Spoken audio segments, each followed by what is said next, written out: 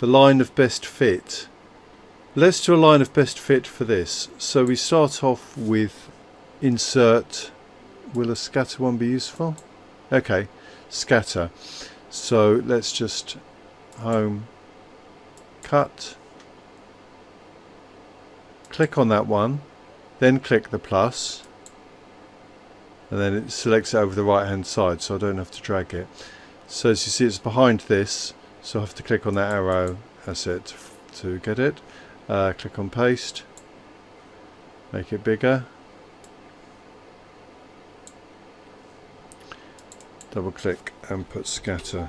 So this has taken all the bars away, all the lines away, it's just got the data points. And this is quite useful if it really is random data and you're just looking for correlations. So this was generated by random numbers, so this sort of fits. You can sort of see these are actually random.